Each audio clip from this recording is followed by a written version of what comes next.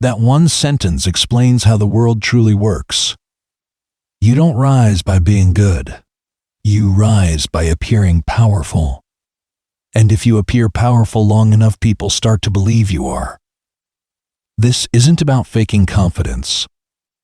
It's about stepping into a psychological strategy used for centuries by leaders, kings, CEOs, and even manipulators. This is Machiavelli's ruthless psychology of power. Act as if you are the best, and soon no one will question it. The world believes what you project. The world doesn't wait to find out who you really are. It decides within seconds. Your body language, your voice, your energy. People don't have time to scan your resume. They scan your presence. And Machiavelli understood this deeply. In his book, The Prince, he wrote about rulers who rose to power not because they were noble, but because they were feared, respected, and confident in their image. Power is perceived, not granted. You don't need to be the best. You just need to act like no one is better than you. Confidence is a performance at first in this transformation. Confidence doesn't grow in silence. It grows in motion. The more you act like someone who deserves success, the more your mind and the world starts to believe it. This is called identity assumption. You assume the posture, behavior, and mindset of someone powerful before you feel like you are. Why? Because the brain doesn't always know the difference between performance and reality. It adapts to what you repeat. This is what Machiavelli hinted at. It is not essential to have all the good qualities, it is enough to appear to have them. Appear strong, and you will be treated as strong. Appear certain, and others will second-guess themselves, not you. Well, why niceness can be a weakness? Machiavelli never said be evil. But he did say this: it is better to be feared than loved if you cannot be both. In other words, if your desire to be liked makes you hesitant, apologetic, or self-doubting, you will be ignored. Kindness is powerful. But when kindness comes from fear, it's just disguised weakness. You don't have to be cruel, but you must be unshakable. The lesson? Don't shrink yourself for comfort. Don't make yourself small so others feel big. You need to know that power is claimed, not given. Nobody will give you permission to rise. That's the hard truth. Powerful people don't wait to be noticed. They act as if they belong in the room. And soon enough, everyone else agrees. Machiavelli said, "The first method for estimating the intelligence of a ruler is to look at the men he has around him. Surround yourself with people who reinforce the image you're building.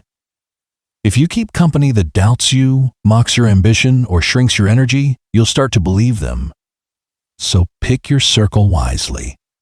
Your identity is always under construction. Now, you have to pretend or prepare? Now, you might ask, isn't all this fake? What if I'm not ready? Here's the twist. Acting like you're the best doesn't mean you lie.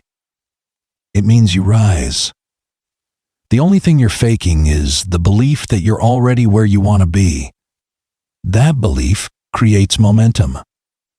And momentum is what turns vision into truth.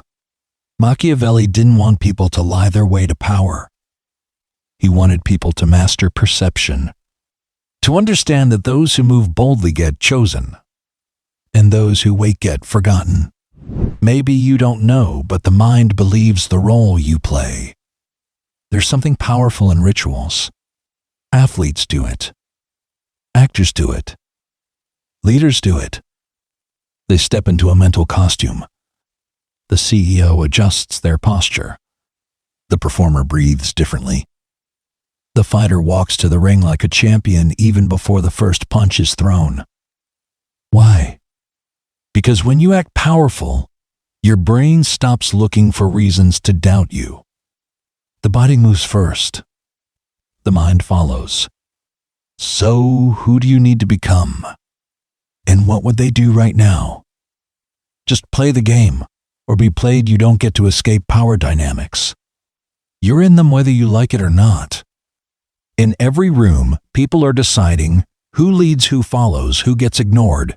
You can either pretend the game doesn't exist, or you can learn to play it with clarity, confidence, and integrity. That's what Machiavellian psychology really teaches us. Not how to manipulate others, but how to stop being manipulated by your own fear. Because if you don't control the frame, someone else will. Eventually, the act becomes real. The identity you were pretending to have starts to become second nature. You speak with certainty. You carry yourself with gravity. You stop chasing validation because you've already validated yourself. That's when things change. Because now you don't just act like the best. You believe it. And belief, backed by action, is the most powerful force on earth. So what's the takeaway? Machiavelli wasn't evil. He was honest. He saw the world as it is, not as we wish it to be. And in doing so, he gave us the rules to rise above it.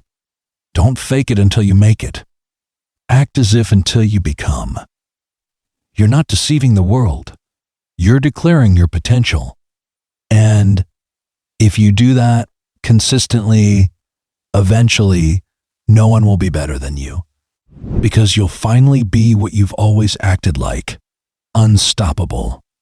This channel is about understanding yourself, layer by layer. If this spoke to something inside you, you're not alone. Subscribe for more insights on the mind, purpose, and power. And remember, in a world that rewards confidence over truth, becomes so real they can't look away.